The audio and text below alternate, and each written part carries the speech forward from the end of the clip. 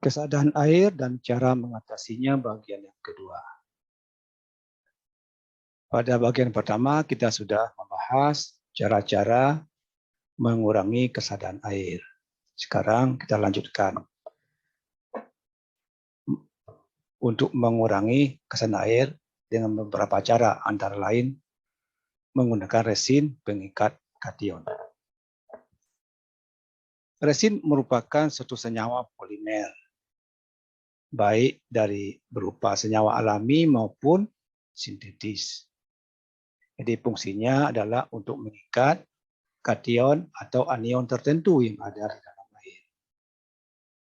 Jadi prinsipnya seperti yang ada pada gambar ini. Ini satu tabung yang diisi dengan resin, kemudian kita lewatkan air yang sadah, hot water, maka nanti akan terjadi reaksi antara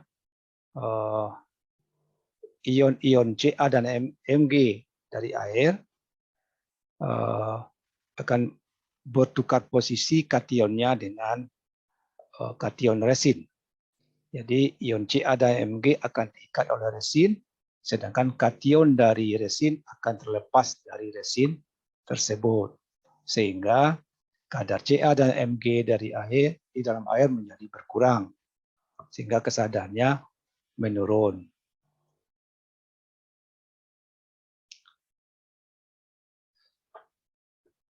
Sekarang kita lanjutkan menggunakan proses absorpsi dan penukar kation menggunakan zeolit dan obsidian. Zeolit dan obsidian merupakan senyawa geomaterial, artinya bahan alam, ya. Rumusnya NaAl2SiO3O10 2H2O dan K2Al2SiO3O10 2H2O. Ini menandakan bahwa dia bersifat padat, ya. Dan dia mempunyai ion kation Na dan kation K yang akan bisa bertukar posisi nanti dengan Ca dan Mg dari air. Jadi ion Ca dan Mg nanti akan bertukar, ya, posisinya dengan Na dan K dari zeolit atau dari obsidian. Ini kita lihat, ini obsidian ini, ya. Ini zeolit.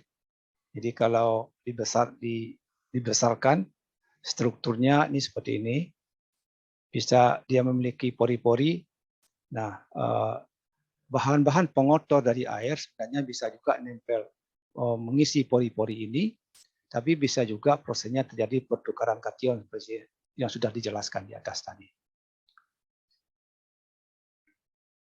Kemudian ada lagi resin pengikat kation natrium heksametafosfat, ya, Na2 Na4PO3 6 kali.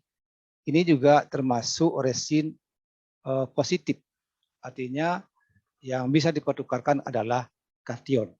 Jadi ini sesuai juga kalau digunakan untuk mengurangi kesadaan air, yang mana penyebab kesadaan air adalah ion positif Ca dan Mg. Nah, kita lihat reaksinya.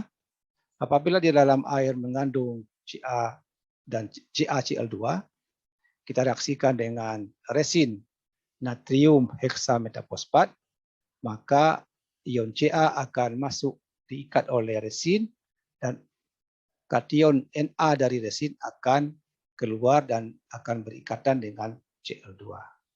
Sehingga terbentuk garam NaCl dan endapan Ca, Na4, PO3 6 kali. Sehingga kadar kalsium atau magnesium di air itu bisa akhirnya berkurang dan kesadaan menurun. Kemudian resin polyaluminium klorida atau PAC. Rumusnya AlN OHM Cl3N kurang M dikali Y. Ya. Antara lain rumusnya adalah Al2OH5Cl. Ya. Ini juga resin penukar kation, yaitu yang dipertukarkan nanti adalah Al-nya dengan Ca atau Mg. Nah, misalnya di dalam air ada kalsium karbonat, ada Ca, maka Ca dan Cal nanti akan bertukar tempat, ya, sehingga terbentuk Ca 3OH5Cl dan Al2 CO3 3 kali. Kemudian juga resin PaC ini bisa juga bereaksi dengan air dan nanti akan menghasilkan satu ion H+. Ini nanti akan kita bandingkan dengan penggunaan penggunaan kesadaran yang lain. Jenis-jenis PaC tipe A itu mengandung sulfat dan ada juga yang tidak mengandung sulfat. Tipe A ini banyak digunakan untuk industri kertas dan pengolahan air. Kalau tipe B dikenal juga dengan aluminium klorohidrat atau ACH. Ini banyak digunakan untuk pengolahan air juga, untuk industri kosmetik dan industri lainnya. Kalau tipe C ini digunakan untuk grade industri dan pengolahan limbah industri. Penggolongan PaC berdasarkan kadar aluminium oksida Al2O3.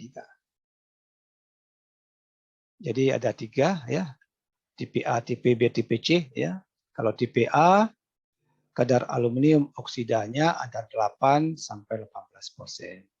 Tipe B Al2O3-nya minimal 23%. Tipe C antara 8 sampai 14%. Ini PaC yang cair. Kemudian ada lagi PaC yang berbentuk padat. Ya.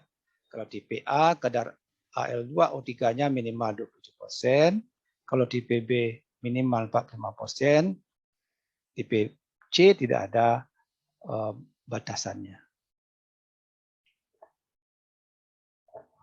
Dan ini bisa kita lihat 3 jenis PaC ya.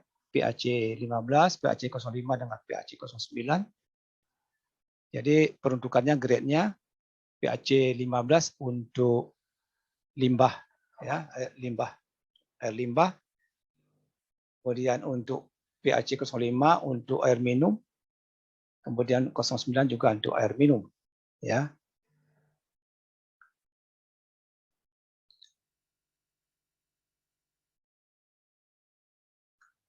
Keunggulan PaC ya dibandingkan dengan beberapa metode yang lain atau zat yang lain. Pertama, lebih aman karena dampak korosinya rendah ya. Karena pH-nya tidak begitu asam dan tidak begitu basah juga. Nah, kita lihat interaksinya dengan air akan menghasilkan satu ion H. Ini asam ya. Sebenarnya ini penyebab karat, korosi. Tapi kalau kita bandingkan dengan tawas Al2 sampai 3 kali, itu akan menghasilkan 6 atom H. Artinya kalau menggunakan tawas, air cenderung lebih asam dibandingkan dengan PaC. Nah, itulah sebabnya makanya penggunaan tawas itu berpotensi lebih menyebabkan korosi dibandingkan dengan PaC yang hanya melepaskan satu ion H. Kualitas dan biaya. Jadi pengolahan oleh PaC itu lebih baik, biayanya juga lebih rendah dibandingkan dengan tawas. Kemudian lebih cepat prosesnya, ya. Kemudian rentang waktunya, rentang rentang pH-nya antara 5 sampai 9. Sedangkan tawas hanya 6 sampai 8, lebih singkat ya, lebih sempit. Konduktivitas PaC juga lebih rendah ya. Nah, ini akan menguntungkan pada proses demineralisasi ya. Pengurangan mineral-mineral di dalam air. Nah, ini kalau kita bandingkan antara PaC dan tawas, tingkat korosivitas PaC lebih rendah dibandingkan dengan tawas. Jadi menguntungkan kalau ini digunakan dalam waktu yang lama.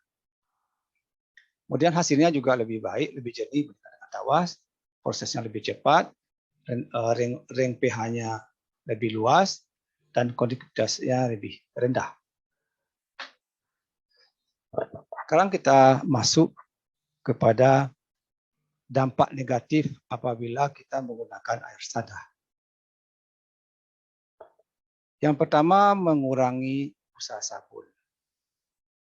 Jadi air yang mengandung kesadahan yang tinggi itu bisa mengurangi busa sabun.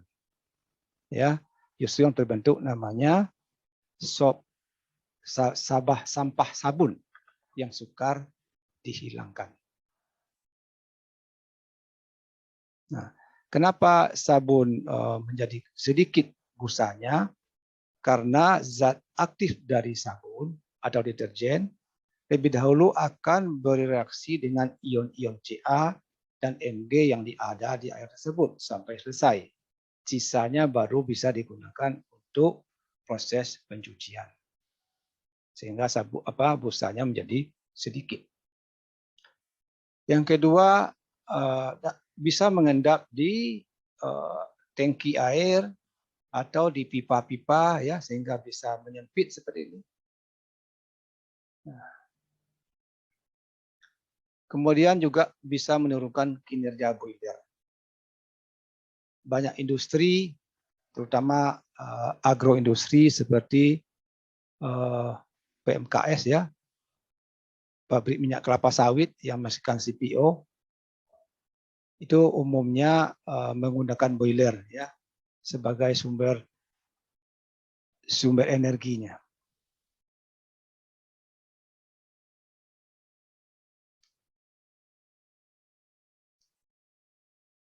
Nah, kalau air yang kita gunakan mengandung kesadaran yang tinggi, maka nanti di dinding-dinding boiler itu akan timbul kerak seperti ini.